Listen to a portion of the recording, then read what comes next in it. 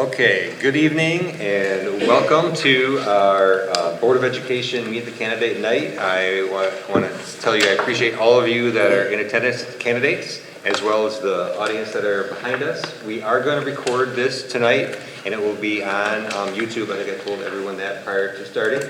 Our moderator tonight is Rebecca Snyder. She's our communications director here at Harper Creek Community Schools, and she will go over the rules and how things are going to go.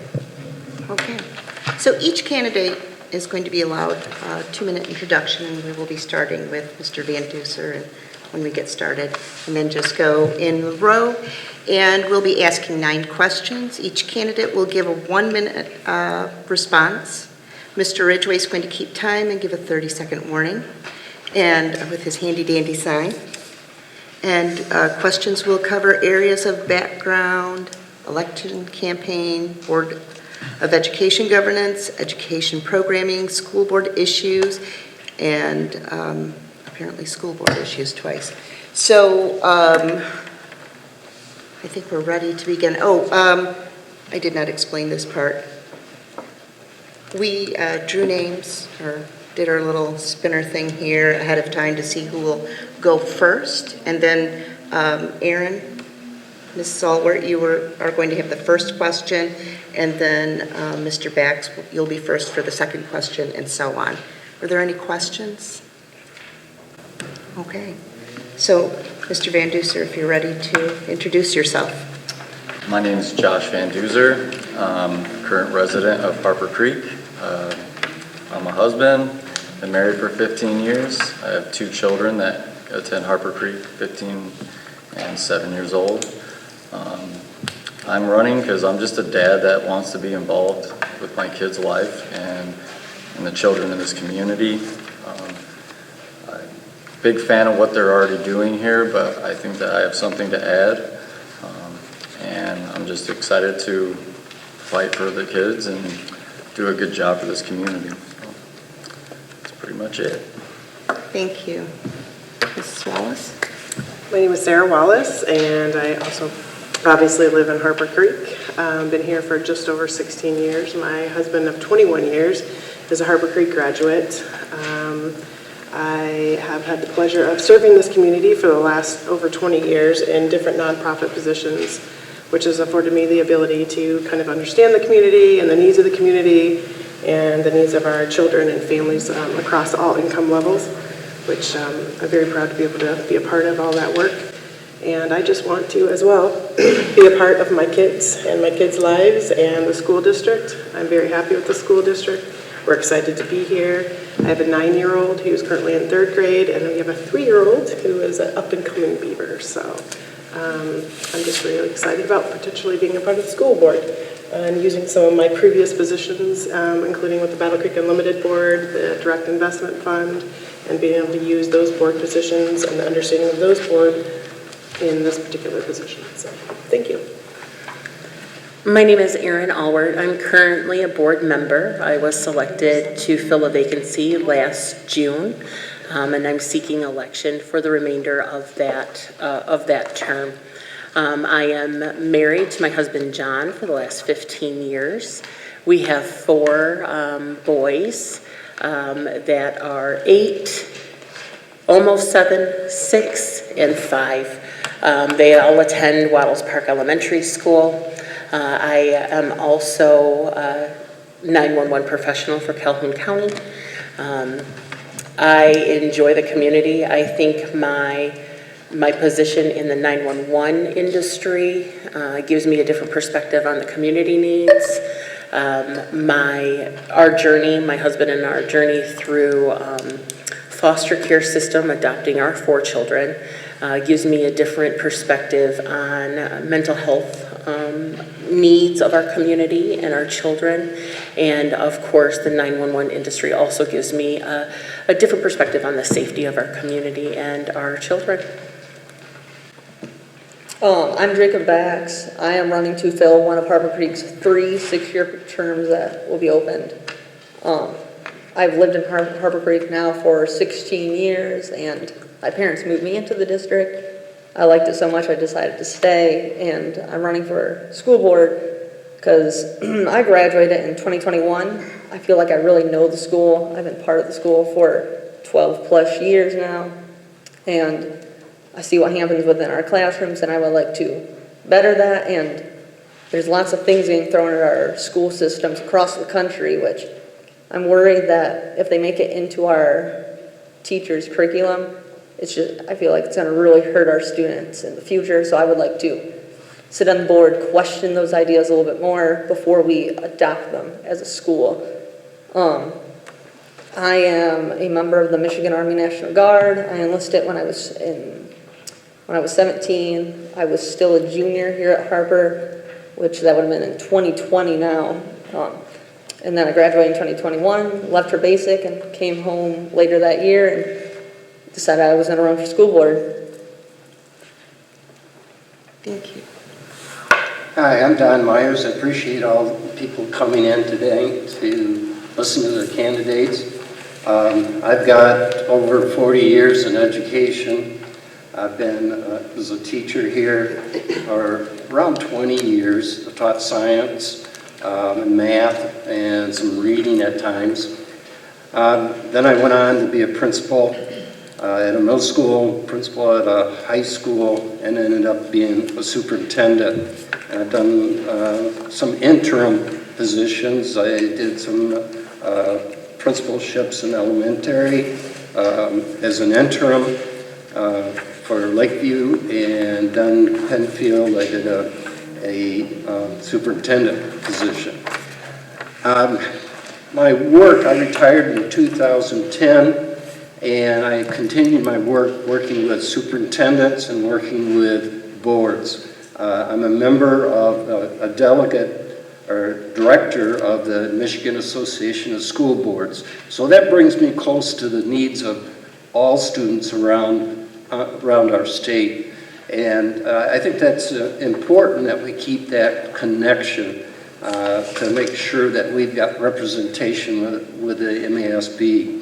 And so I'm running for the school board. One, I want to give back to my community because, you know, I had a great career and really enjoyed being here. And I've got 30 more seconds. So it's important for me. I've been on building committees, finance. I'm the treasurer of the board right now. I understand budget. I understand curriculum. And I want Harper Creek to be the best school in the area. So that's it. Hi. Hello, my name is Brad Halverson. It's refreshing to see so many family members and friends out in the audience. Thank you for supporting me. I am a lifelong resident of the Harper Creek School District, and as a matter of fact, I represent 3 generations of Harper Creek students and alumni. I'm a graduate of Harper Creek in 1994. I'm a father to 3 daughters, Caitlin, a 2019 graduate, Kennedy, a freshman at high school, and Aubrey, a 7th grader. I've been married to my wife, Kristen, for 16 years, and together we've been very active in the community through participating in our kids' sports, cheering them on, as well as their teammates, as well as coaching and participating in many activities that the school offers, such as field trips, etc. One of the things that differentiates me is I'm a seasoned executive with 22 years of experience at the Kellogg Company. What that has enabled me to do is really to practice leadership across many diverse teams, as well as driving governance across 5 different regions, as well as 4 different categories within the organization. This will enable me to not only bring the experience that I have with the Kellogg Company to help drive and shape students for success into the future.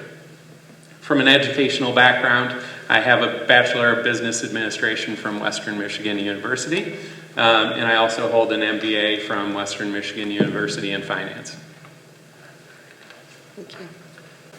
Hi, I'm Michael Grin. I'm a father, husband, and engineer. I'm probably the newest to the area, is my assumption. My son will be starting school here in a few years, so part of the reason I want to be on the board is to get a jump start on having involvement in his education. So if I start now, I figure the changes we make could very well affect him in the future. I'd like to use my skills I've developed as an engineer, working with data, working with fact-based systems and tools, and help make sure everything we take in from all of our different sources, from teachers, from other staff members, from the students, from the community, take all of that in, make sure we analyze it correctly, and make the best decisions possible. Yeah, that's about it. Hello, my name is Gavin Powell. Been a resident of Harper Creek District for about 8 years. I've got a 6-year-old daughter. I've lived in Michigan most of my life. I graduated at Western. I majored in English, minored in psychology. I've always had an interest in education or learning, just teaching how people learn the things that they do. And I feel like I would like to give back to my community, join the board and learn how things work. Just helping better this community, help enrich the kids' lives who do attend this school. I think teachers do an amazing job, and I would like to be a part of helping them achieve the things that they do. Thank you. Good evening. My name is Jason Smith. Probably tell by the accent I'm not a Michigan native. I've lived in Michigan for about the last 14 years, and in Harper Creek, I'd say probably around the last decade. I'm married to Lisa Crawford, who has been in the district, I think, her entire career, and I would say has affiliation with the district up to 3, maybe 4 generations, going back to maybe even before it was a district. I originally hadn't intended on running again. However, with the challenges that we had with the COVID situation, that, from my perspective, that knocked out about 2 years. We spent a lot of time discussing those items, and I feel like there's some additional work to be done to help improve the district. From a background standpoint, I've spent my entire career in the private sector, predominantly in manufacturing or some facet of manufacturing, with responsibility for the U.S. Along with other regions of the world. So I kind of bring a different perspective, perhaps than maybe some of the others. But from what I see, I think we've got some opportunities. I'll say domestically, but certainly I think there's some opportunities within the district, and this is an area where perhaps I can have some impact, and would like to continue the efforts that were started 4 years ago. All right, we'll begin. So I'll read the question. I'll read it twice, okay? And then your time will start. Your 1 minute will start when I've read it twice. What are 2 goals you wish to accomplish during your term? So that is, what are 2 goals you wish to accomplish during your term? This is all work. First of all, I think there is a lot of exciting things happening at Harper Creek Community Schools. Most recently, our alternative education program that is just getting underway. I think that keeps the students that may go to another district for their education. I think it keeps them here in our school district where they're most comfortable to succeed. Another goal, I'd like to see that continue, and I'd like to see more mental health resources for our students and our teachers. Thank you. 2 things I would like to take care of in my term, if elected, one thing definitely being safety within our schools. And that's not just safety within our classroom, that's safety on school playgrounds. Like, I would just like to see improvements out there, like maybe new wood chips or substitute wood chips for those rubber nuggets that are recycled tires most of the time. And one other thing I would like to change is how history is taught in our schools. That's a thing across the country, though. That's not just here. I'd like to see a very American-based history, teach what we should be proud of in America, and keep the bad parts in our history, because we need to remember that, so we know that is terribly wrong. We should never, ever, ever do that again. And that concludes my answer. Start with, board is a policymaker, and I'd like to see policies, us to continue to look at our policies and see if they're effective for all students. That's one of our goals. I agree with the other two here that, we need safety, we need, we need to work on it. We can't stay in one position and say, we're good, but we could be great. And that's what I want us to do, be a great school and people wanting to come here. I've got 2 grandsons that would like to be here. And, they're 2.5, 3.5. And so they're starting the learning process, and I'd like them to continue here. And just like their parents, or their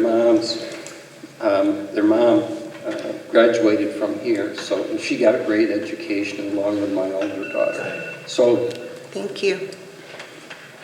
Done. Right, 2 things. I'd like to establish better structure in our curriculum. My oldest daughter, we really struggled in deciding what college to go to. Did not have an understanding of what the plan looked like for her, and I think we can do a much better job at engaging parents and students, helping them to understand what their goals are and what's the plan to reach those goals. Second thing I'd like to, the second goal is to establish clear measures. I want to make sure that we have very clear measures, they're well understood, and they're communicated very effectively to the community so the community understands how we're performing. And not just measures such as a lag measure as test scores, but what are the lead measures that truly help us achieve results? Thank you. I hate to dodge the question slightly, but I don't have 2 things I'm looking to do. I think the community should drive my priorities. I'm not going to come in with any sort of agenda. So I haven't had the ability to take enough input from the community to have my priorities set yet. So that's how they'll be set. I also, like some of the others have said, the ability to study policy effectiveness sounds wonderful, and if I have the time, that would be something I would really like to do. I'll end on a 30-second note. All right, thank you. For my 2 things, I agree with what Aaron said. We've learned so much in the fields of like psychology, sociology, just people sciences over the last few decades. I feel like being able to utilize that information to help better teachers, children, maybe parents, I don't know. But making sure that what we've learned as a people, like we can utilize that to make our future generations better. And for the second one, maybe, I'm not sure if this is a big issue, but like just making sure we've got good teacher retention, or like we're making sure that the talent that we do have, we're keeping them here, or making sure that we're getting good talent coming in to teach the children. Mr. Smith? So maybe to piggyback on a couple of comments, or maybe even the opening, I'm one vote. So, and it's a governance role. So I think better understanding, one of the things I'd like to accomplish is understand what the leading metrics are as relative to the lagging metrics. I think that point was made. I think that's very important. And I guess the second piece, it would be to ensure that, the district as a whole, and I'll include, the teachers, students, the administration, that they're well equipped to accomplish what needs to be accomplished and that they're held accountable. Is that it? That's it. All right. So to me, the two biggest, most important things for me is to create a dialogue and have more heavy involvement of the parents with the district and the board. Attending board meetings for years now, no one comes. And the other one is clear and objective standards in which to gauge success and output for both the students and the administration and teachers. We should have clear set guidelines and standards that we can know that we're doing better or not. Thank you. Last but not least, so I can't disagree with anybody up here in terms of us being a policy and governing board. First and foremost, I would like to make sure that we're good stewards of the dollars that we have. In particular, I know we get our extra dollars we get from the Firekeepers Casino, and that's phenomenal. And I look forward to learning more about how those dollars are used and that they're used best for our students and everything that goes into that. Secondly, which I am so impressed that the board put into place in the last few years during COVID, which was the summer school programming. I've heard from a lot of people about that, and I'd like to see that not only continued, but potentially expanded. I think it's really helped our kids who have been hurt by COVID. So. All right, thank you. We'll go on to question number 2, and we'll start with you, Mr. Bax. What particular experiences or skills have prepared you to serve as a board member? I'll read it one more time. What particular experiences or skills have prepared you to serve as a board member? So, obviously I'm very young. I haven't been experienced with many things, but I would like to take what I've learned from being a student here just over a year ago now and bring that to the school board. I know what it's like inside the classrooms here, and I still have siblings in the school. And the little bit of experience I have is I have served on committees before, and they're not a governing committee. There's committees for work and so on and so forth. And I've also, being in the National Guard, I've been thrown into leadership positions before, temporary positions, but things where it was my call. I had to pull the trigger, and it was up to me on what got done at that point in time. Thank you. Okay. Start with, I have a master's degree from Western for educational leadership, and really, my time in the classroom has helped. I mean, over 20 years, I've been in middle school and high school, and actually did some work at Kellogg Community College, teaching biology. I think my experience is really important because I've got a lot of training to be a board member, along with the work that I did as a superintendent, because I was able to move people in the right direction without telling them where they have to go. I think that strength is working well because we're working together as a team, and I think that's really important for a board, is to get that teamwork. And I've got that experience on the board. I have 12 years of experience on the board, and I'd like 6 more. All right. So through my career, I've had the opportunity to lead several diverse teams. And as a result, it's given me the ability to not only collaborate effectively with others, but also drive governance, understand financial metrics, and apply different strategies to maximize performance. I'm specifically trained in leadership, governance, strategic development, as well as execution management. Those qualities specifically enable me to help drive excellence within Harper Creek schools. Probably the most important skill that I've obtained is that of a loving father. My kids are the world to me. I believe that the relationship between a parent and their child is one of the most sacred, and we really need to pay attention to that and communicate effectively, not only with students but parents, and understand how we can drive success in their lives. I come from an engineering background, so complex, multidisciplined, intense problem solving where we're looking at costs, we're looking at a deep dive of some technical issues. That's something that I've become somewhat known for and good at is, here's a problem, it's not my specialty, but I go in and I have to figure out how do we fix it. So it's talking to lots of different teams, becoming an expert on something that's very new to you. And I think for me and for a lot of people joining a board, if you're not very experienced with it, it's going to be new and it's going to be a lot of things you need to learn very quickly. This is something that I do normally. That's all.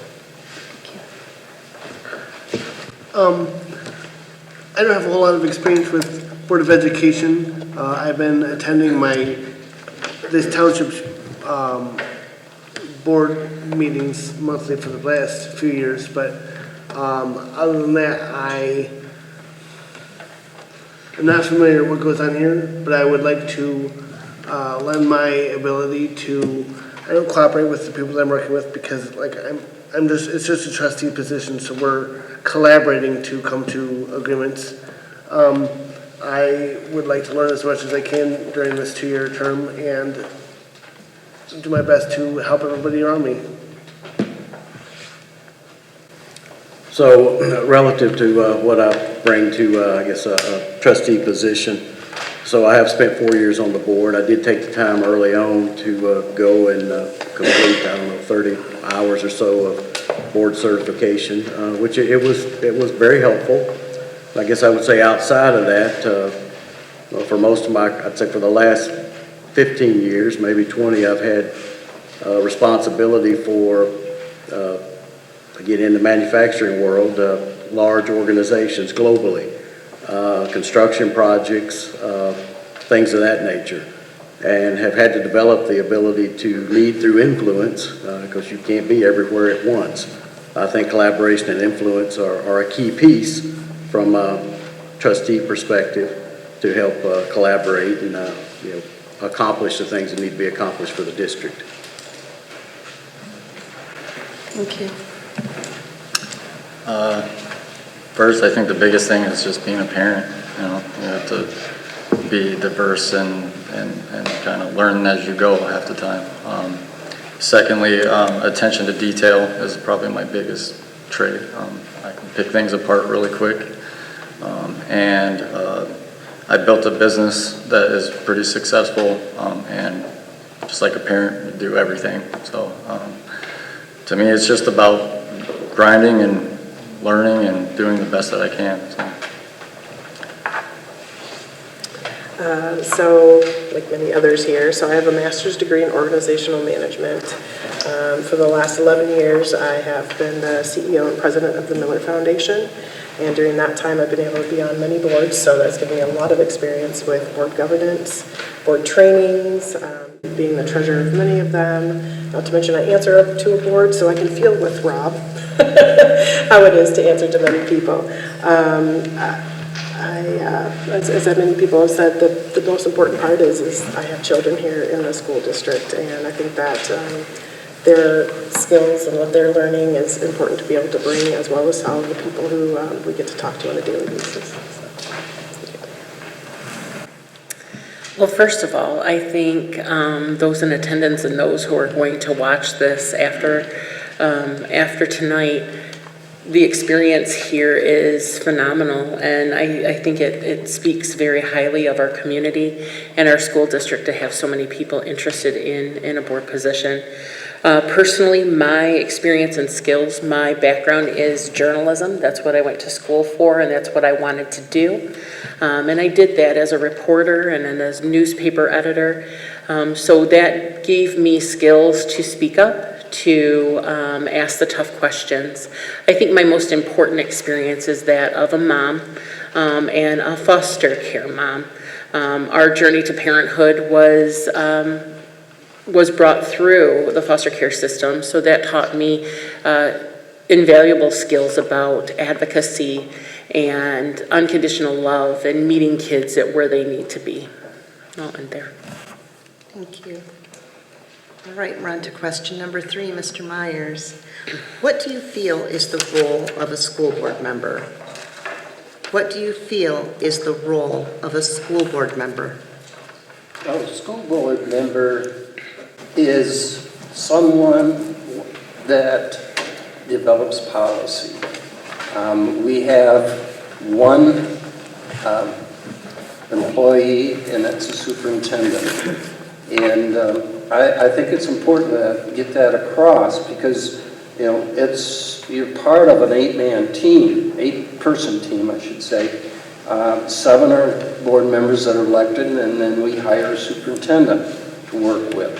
And being able to work with the superintendent and not tie him up so he can't get his job done is really important. You know, asking the right questions at the right time really makes a big difference. And allowing him to, you know, answer those questions the best he can and not put him on the spot. So the role is to be part of the community and support the community in that role. Thank you. I think one of the core principles of being a board member is to reflect the community. You represent the community and need to really represent their voice as we drive policy from a board standpoint. Also very much believe that it's a primary responsibility of the board to create a vision for what the future of Harper Creek Schools will be, a multi-year vision, so that we can establish goals to meet that vision and help guide the superintendent to execute against that vision. Okay. I don't think I'm going to have anything original at this point, yeah, it's to serve the community. Generally, as stated, it is policy development. This is what the board can do. We create policies, and like I said, represent the community. Do what we can do to ensure our children and the students have the best futures possible through policy making and supporting the staff. As a board member, again, I'm working with others, so I feel like one of my responsibilities would be making sure we function as like a cohesive unit. We're discussing these things or agreeing on this stuff beforehand, or just understanding the issues that we're all trying to find a solution for. But ultimately, like, we're trying to make the school the best it can be. We're trying to help our kids. We're trying to make sure that the education they're getting is the best that we can provide. Thank you. So from my perspective, then I'll say, you know, you learn a lot maybe the first year or so on the board, but you know, the governance and policy piece, I mean, I think that's been you know, referenced, and I would say, you know, being a voice, you're elected members, you're a voice of the community, and you know, I'd like to see, you know, not only the strategy, which I think was referenced, but how are we measuring our progress against the strategy, which, to an earlier point, that's something I felt that I think we've got some work to do on. Thank you. For me, policy on governance of education. That's what they're here, is to educate kids. So this is the main thing. Thank you. So I see our role, as everybody else has said, policy and governance, budgets, supporting our superintendent and evaluating him. And then, of course, the most important part is working together for the betterment of our schools, for our children. I echo everything that has been said, and I think that we play a supporting role for the superintendent, making sure that the superintendent has the tools that they need and being good stewards of the money that we are in charge of, and making sure that the policies work for everybody involved. Well, we all have pretty similar definitions. Yeah, we create the policy for the district, and the most important part is we got to represent the community and work as a team while we're on the board. Thank you. And to question number 4, Mr. Halverson. How should the school board go about finding out and knowing what the parents and community in the district are thinking? Yeah, I think there's a couple of different ways to interact with the community. First, you need to be visible in the community. I believe athletics and extracurriculars play a very critical role in community engagement. Being present at some of those activities so that you can interact with the community. As well, use other forms of media such as digital, social, opening two-way dialogue with as many members of the community as possible so that you can understand the diverse perspectives that exist out there. Bottom line, I think to be able to do it effectively, you really need to be plugged into the community, understand not just a group within the community, but multiple groups within the community so that you can adequately represent all voices. Thank you. So I agree, a lot of in-person meets would be a really good way to do it. To reach a larger audience, I think a lot of digital tools would work really well. There's so many different survey tools out there that we can use to send out to all the parents. Beyond that, in my experience in the automotive industry, we did a lot of things called customer clinics where we would reach out to different people, we come up with all these different questions. It's a very data-driven way to guide what we're going to do. And I think we could do that with the community.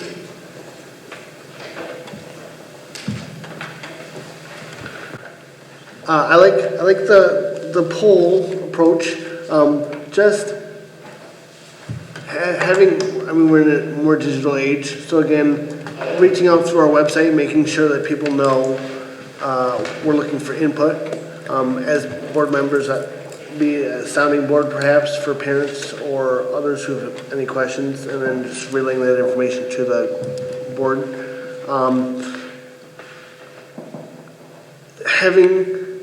Having kids know or letting students know that their parents' information is welcome, making sure that the parents are staying involved in the community as much as possible, and again just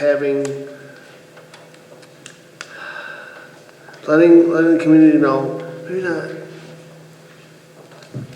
through email, through any means possible. Thank you.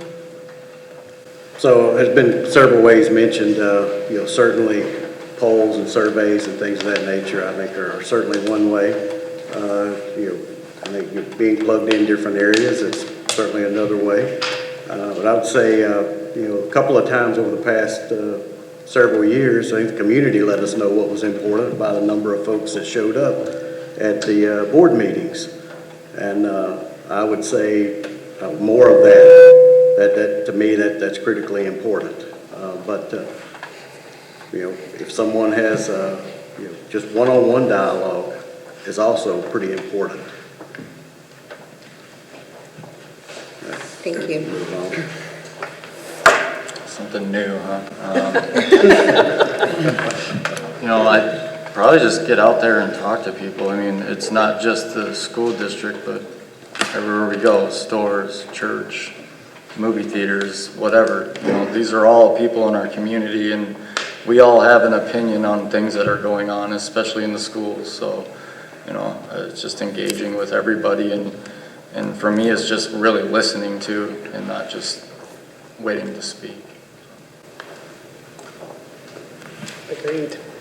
Definitely being a part of the community, participating in the community, not just in our school stuff always, but, like you said, going to Myers, wherever you're at, wherever you're going to be, you see people who go to Harper Creek and talking to them and getting that chance. Having parents at our board meetings would be great as well. I know survey-wise, I don't know why I'm getting feedback now. The COVID surveys were really helpful over the last few years, and I know personally as a parent it was a great way to be able to have feel like I was being heard in addition to the board meetings. So everything everybody else said. I agree. I echo what everybody else has said. I think it comes down to having conversations with those around you. The school is the center of our community. Whether you have children, grandchildren, nieces, nephews, neighbors in the school, a community rallies around their school district. And I think we provide many opportunities for parents to get involved and even community members. But I think we can do more to solicit opinions from those who might not have direct affiliation with our school district. What that looks like, I'm not sure, but I think that it's something that we can certainly explore. And I think events like this with the board doing a Q&A for community members to be a part of would be something to look into as well. Thank you. Well, I'm probably not going to say anything new, but yeah, the best places to connect with our community is at sporting events, dances, and so on and so forth. And like what others have said, I really like the survey idea. We still do them. It's a great way for us as a school board, teachers, and so on and so forth to get feedback from the parents and the students. And that's just the best way is be there, be easy for someone to talk to, and yeah, I'm getting my 30-second warning right there, and that kind of concludes I got to say.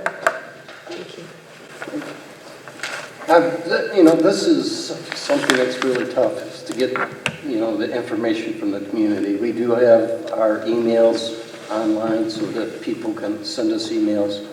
I think it's important for us to realize that we're only one person out of the group of 7, and we make a decision as a board, not as a single person. So, you can't really solve problems out there by yourself, but you can bring it to us, bring problems to us as a board. And that's why we have, public input at our board meetings, and we listen to those and we try to, solve some of those problems. The other part of this is our superintendent gets us, he hears what's going on in the community too, and he always shares that with us. So we've got that area where, we're getting it from, he's been with the staff, he's been with people in the community, and he knows what the staff is thinking, and he shares that with us. So that's important. Thank you. I can't hear that buzzer. Mr. Grin, what issues do you believe your district needs to address in its academic program and offerings? Okay. Completely honest. Yeah. Am I good? Yeah. All right, thank you.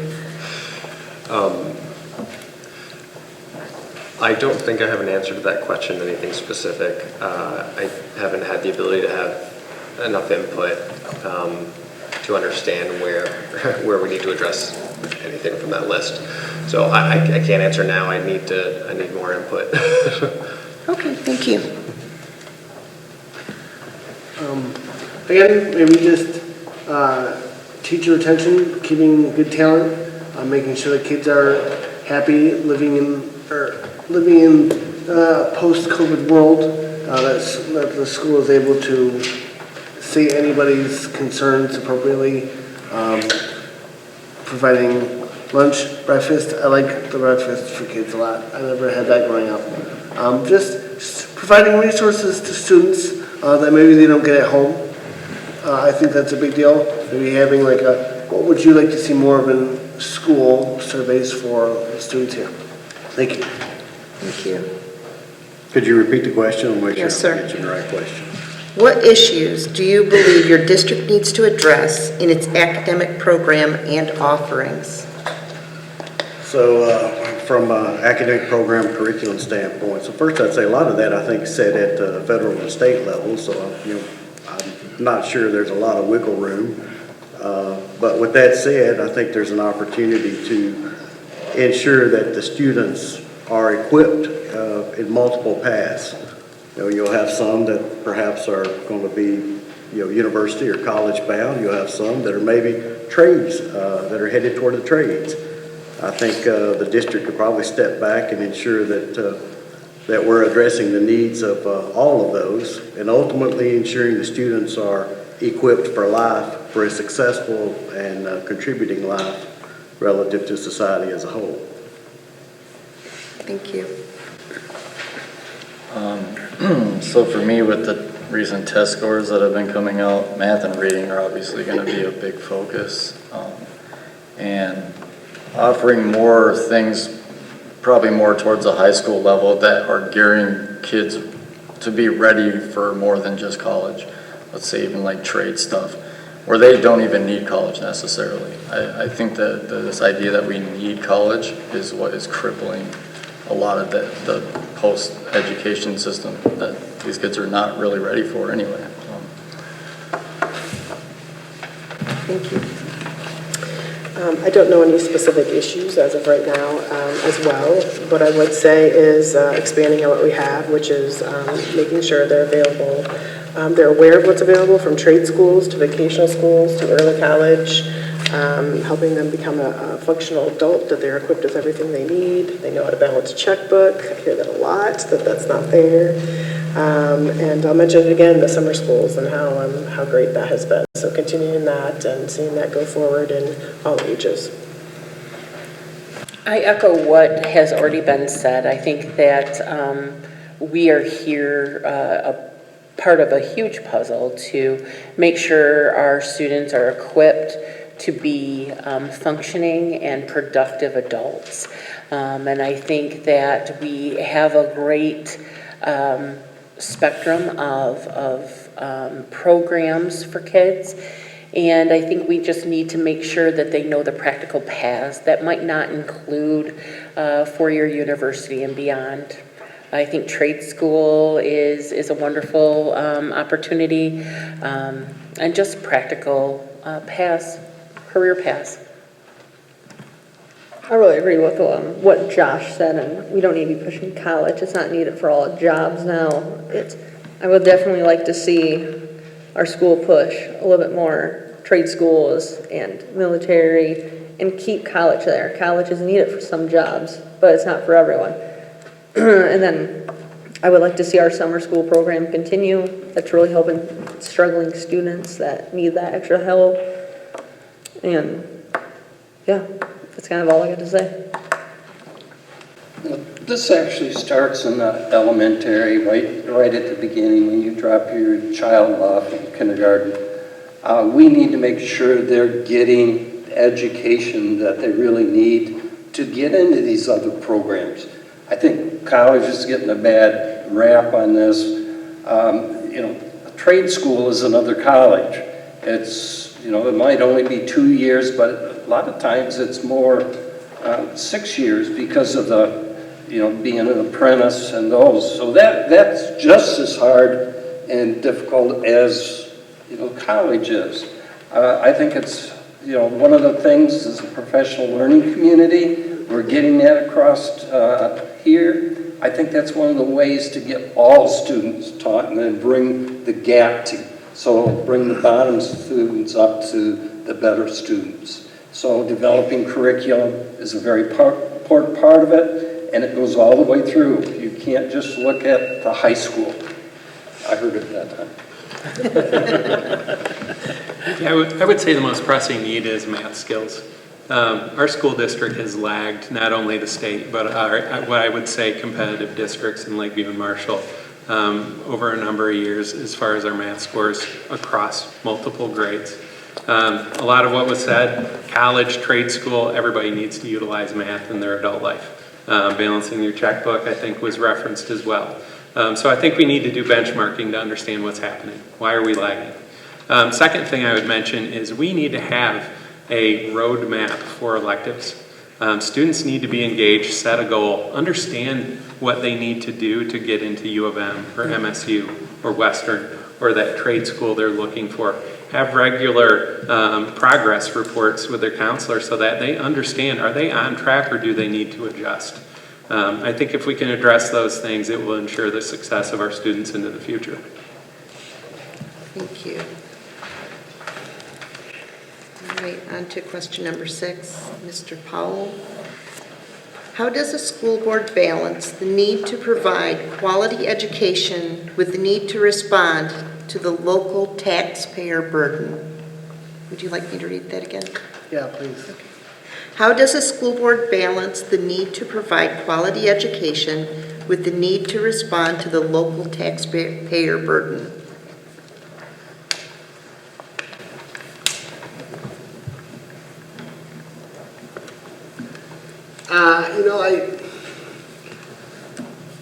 as a, sorry. I feel like, again, these board meetings you allow the audience to ask questions, to converse with you guys. Having input from the community, like, that's how you know how well of a job you're doing, perhaps.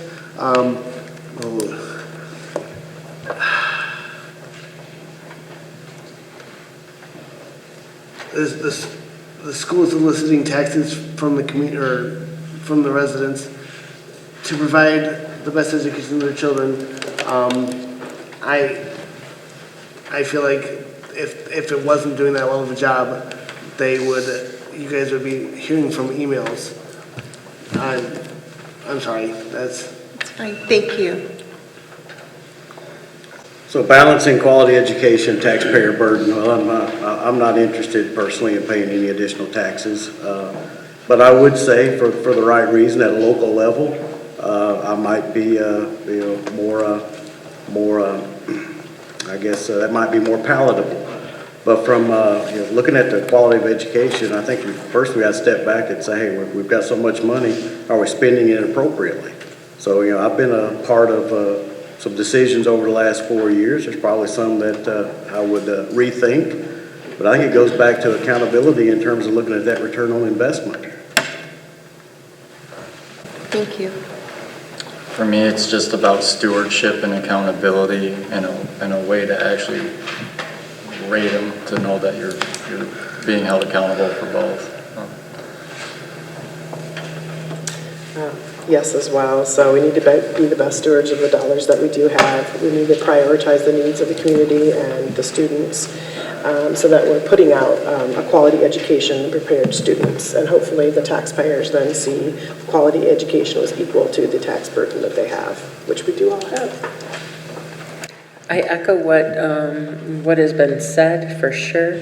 I think that we need to be good stewards. We need to make sure that we're following and developing a strategic plan, a roadmap that will not only serve us now, but down the road as well. Can you repeat the question, please? How does the school board balance the need to provide quality education with the need to respond to the local taxpayer burden?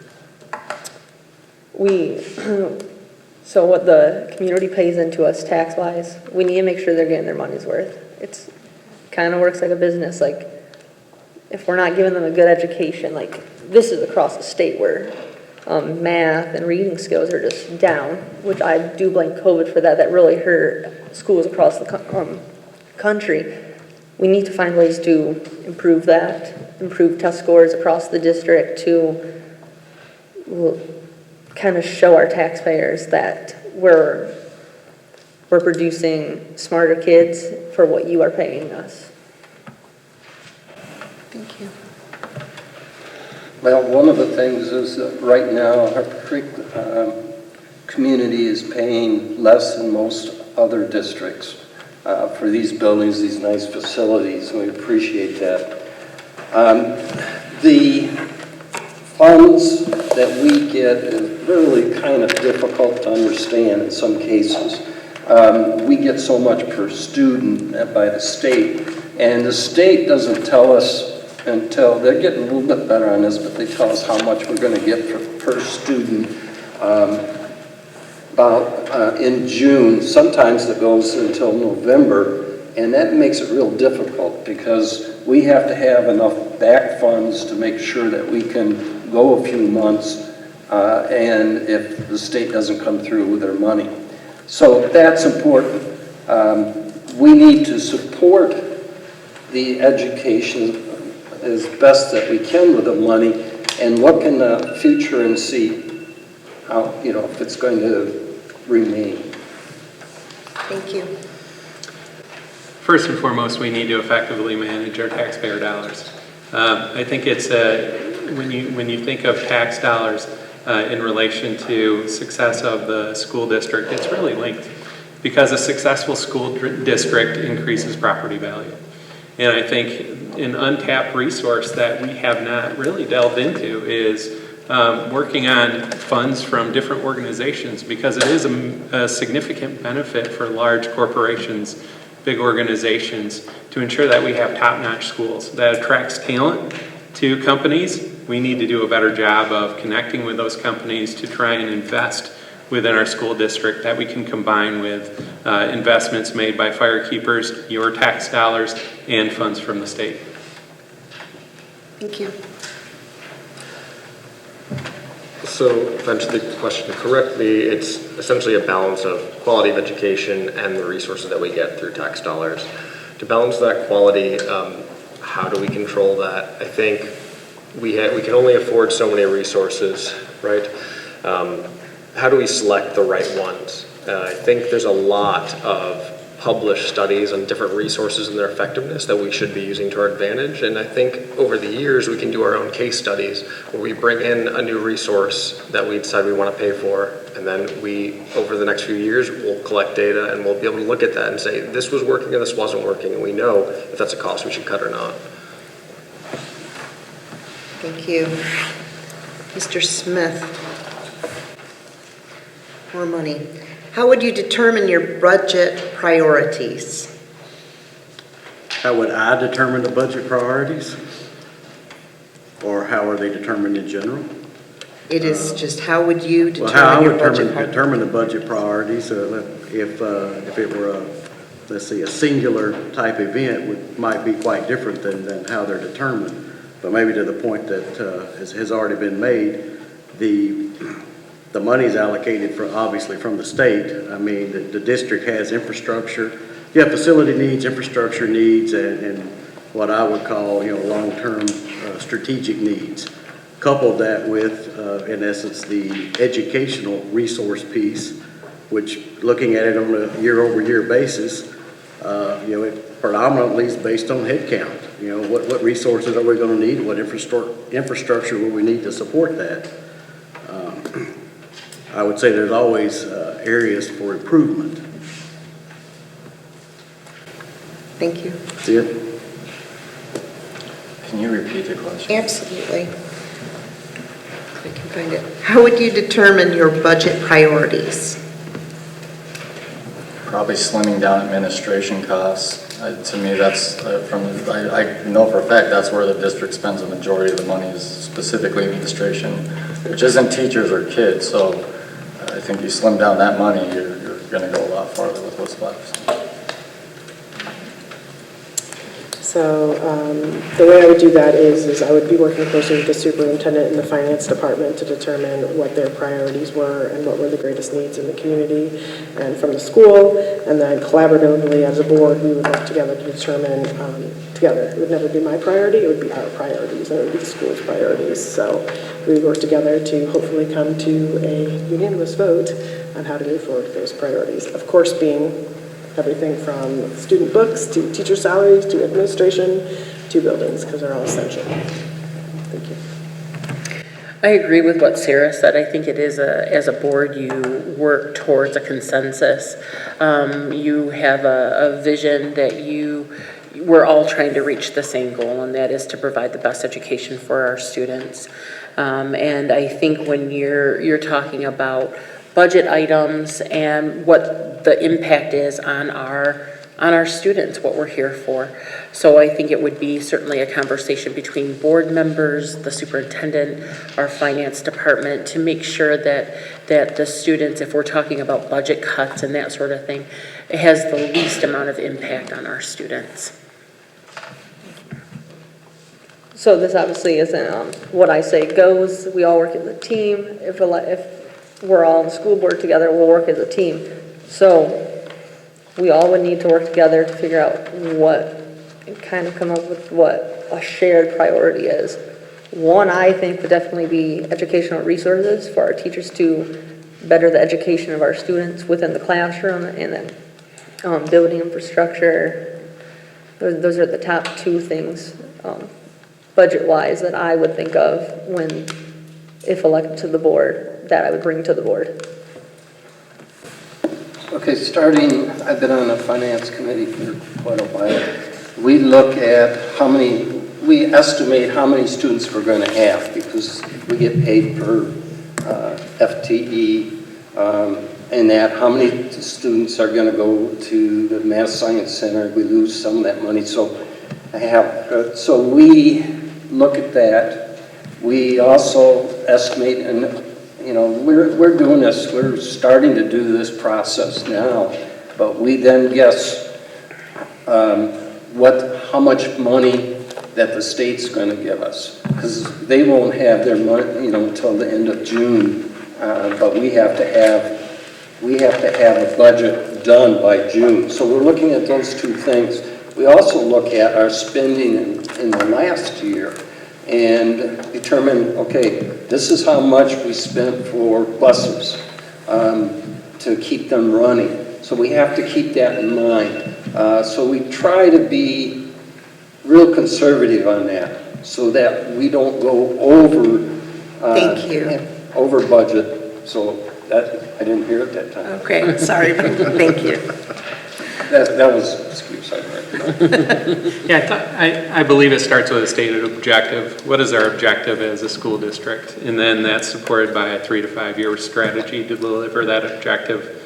Once you do that, you are going to have annual expenses. You're going to have expenses that you're going to need to invest in every year, but I think where the opportunity resides for this board is to incorporate an accrual strategy to soften the burden on bigger need items that we have by stretching out the expense over multiple years. Thank you. Budget priorities, for me, it's students first. So obviously parts of the budget are going to go to the buildings and other things that are required. We can't do anything about that. We can't make decisions there. But the priorities where to focus, where to really look at the budget is how are we giving this money to the students? How are we focusing that money on ensuring they get the best education possible? After that, for me, it's ensuring we can retain high quality staff, staffing retention and staffing attraction. Thank you. I agree with the students being first, making sure that the education that they're getting is still top-notch, and then making sure that the teachers are also getting paid appropriately. But just finding out what items in the budget are worked well, looking at past years and seeing perhaps what issues were faced then, how we can better alleviate those issues. Seeing what things are working, and then how we can siphon money away from the things that are not proven to be as effective. That's it. All right, thank you. Okay, we're on to question number 8. Mr. Van Duzer. How can a school board know if its goals are being accomplished and its policies are being implemented? Simply set a matrix and follow it, and gauge your standards off that. If you don't have any standards, you won't know if you're meeting them or not. So, clear and set standards. Can you repeat the question? Absolutely. How can a school board know if its goals are being accomplished and its policies are being implemented? Well, I think if our goals are written and they're out there and we see what they are, as you mentioned, the standards, we will know if we're meeting them based on the metrics of them. And in terms of our policies, I think a lot of that's going to come down to really talking to the people, the policies that are put in place to serve our staff, our administrators, our students, our teachers, and that'll really come from the community and how we hear things are going within. And then, of course, any policies specific to us, we have to follow. So we ought to know. Thank you. Repeat the question one more time, I'm sorry. It's fine. How can a school board know if its goals are being accomplished and its policies are being implemented? I think establishing clear goals is the first step in that. And then having annual evaluations of our superintendent, of the goals, constantly reviewing those goals and making sure that we're meeting the standards that we've set forth. Well, pretty much exactly what Aaron said was set goals that we are going to be easy to meet at first to see if it is being implemented, and make those goals a little bit harder to reach to see if the policy we created is making the impact that it should. And like Aaron said, evaluations. We should have school administration in there every few months, maybe once a year, whatever we decide is right, to see if that policy is being met within our classrooms. No, actually, we get this through the superintendent. That's one of his jobs, is to share with us, what's being done, how effective it is. And one of the questions we should ask the superintendent is, how is this policy working for you, or how's this idea working for you? And that's the best question as a board member you can ask. I got done quicker. Yeah, I think the interesting thing with goal setting is an art. It has to be specific, it has to be achievable, and it has to be well understood. I think the key criteria really needs to be something where you remove as much subjectivity out of evaluation as possible. Another key to it is we want to establish connection with the community. We want to make sure that the community understands the goals, understand where we are in relative performance to those goals, and proactively communicate when we're below goals so that we can help the community understand where we need to place additional emphasis. So I think it really comes down to making sure that you have the right goals, you spend time on it, and those goals help to achieve the objective. Thank you. For the goals being accomplished portion, I think that's through data and metrics that we set forward. As you said, you can't set a goal without having specific metrics to know when you meet the goal. It needs to be specific. So it should be pretty obvious once you set the goal if you meet the metric or not. In terms of policies being implemented, to understand if that's happening or working, I believe that's through active communication with the superintendent and the staff. Thank you.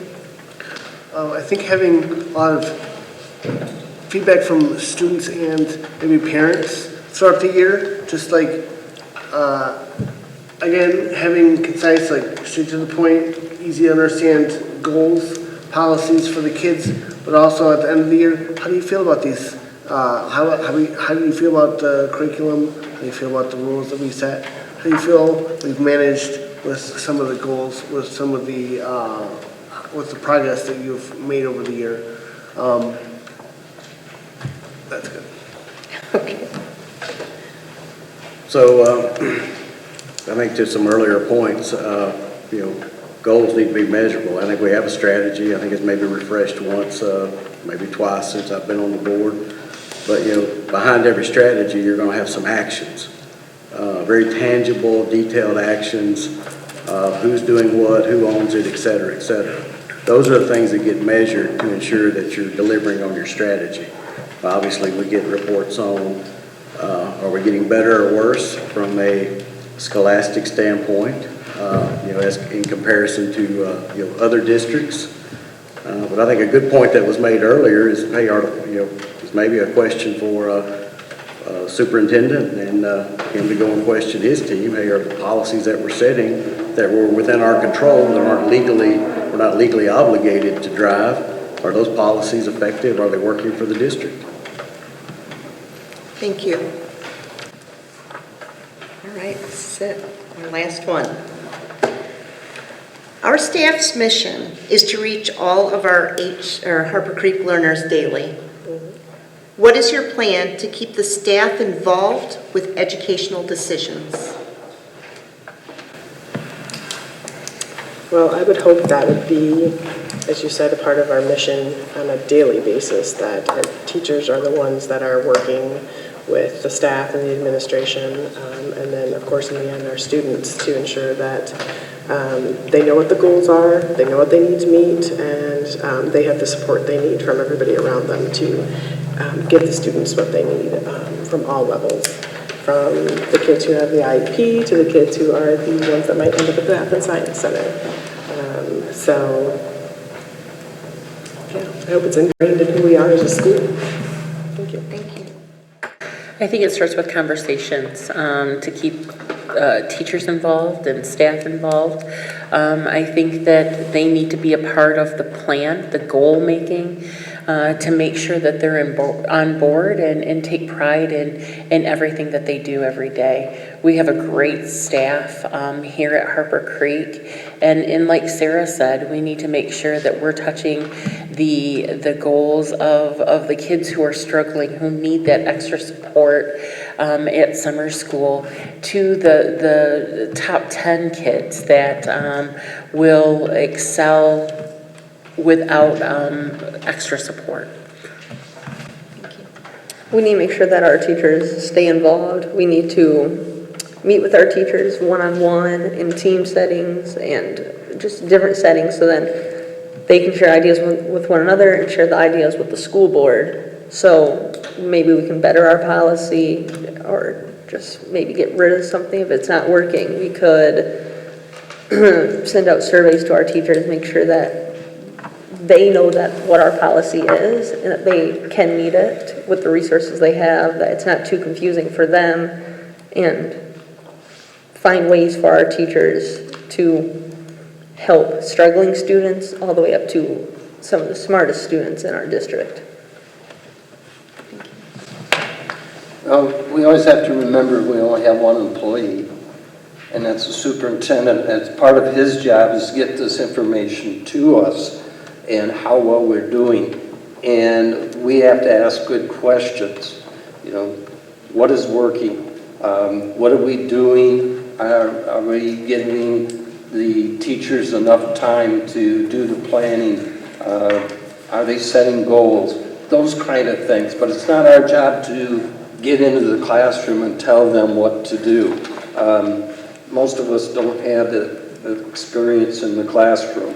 And I think it's important that we've got to realize, as a board member, you're not directing the staff to what to do. Thank you. First and foremost, teachers are on the front line. And I think it doesn't matter what business, what organization you're in, those people that are on the front line are going to have the best information as far as what's working, what can be improved, and what's not working. I think we do need to establish a line of communication so that the teachers feel empowered and able to provide suggestions, whether that's through surveying the teachers on an annual or quarterly basis, or just providing an environment for them to meet with possibly a board member or the superintendent to provide feedback so that we can identify any areas of improvement that they may see. Thank you. So I agree a lot with your statements. The teachers should have a way to communicate with the board, I think. I think there should be a way for us to take in information from them, understand what they're seeing. I also agree that where that goes is through either policy or conversations with the superintendent, how we can fix those issues. But I think we need to make sure through the policies and through the superintendent, the teachers have the resources they need. That's another big thing. Make sure they have the resources, because I'll stop there. Okay. Could you repeat the question, please? Absolutely. Thank you. Our staff mission is to reach all of our Harper Creek learners daily. What is your plan to keep the staff involved with educational decisions? Like has been said before, the teachers are the ones on the front lines interacting with those children every day. I feel like if anybody's in tune with maybe what the kids are learning or what's clicking with them and what isn't, it is with the teachers. So maintaining open communications is good. I feel like the teachers we're always constantly learning, and teachers are the ones seeing these young minds. They're the ones instructing them how to learn. I think making sure that the kids know that they're in good hands and can report to the teacher, tell the teacher what they need, and then the teachers can transfer the information up the pipeline. Thank you. So one, I'll say that's a good question. I'll piggyback on Mr. Myers' response. So, the board has one employee, superintendent. So personally, I don't have a plan to ensure that the staff is engaged on a daily basis, but I think ensuring that we're asking the right questions, ensuring that the right data is being presented, and ensuring that we're, seeing that, are we getting better? Is the needle moving? I'll say whether it be a boardroom, a conference room, I've seen a lot of decisions made in my career. Anything is possible in a conference room or a boardroom, but, where the rubber meets the road, it's out on the front lines, and I think that's where the communication and feedback needs to happen. They already said it all. No, I think Mr. Smith and Don Meyer said it correctly.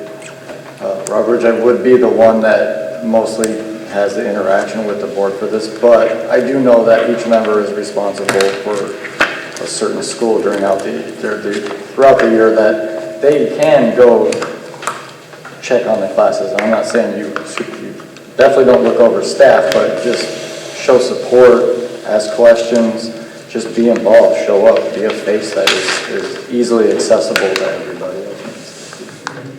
All right, thank you everyone for your responses and taking the time. I really think it's important for our community to know, who is running. We have 4 seats that are open, 3 of which are 6-year seats, 1 of which is a 2-year seat. And I wish you all good luck, as we get into the election season. November 8th will be the day, and as I think I've told each one of you, I will ensure that you are aware of results on the night of the 8th, and if the results are not finalized, I will let you know what the updated is and then give you the final results on that next morning. We're hopeful, that as we move forward in this process, that we just have a great school district and we have great people in the community that are here to help us out. So thank you very much for your time, and we appreciate those that came in attendance as well. Hopefully you all have a great night. Thank you.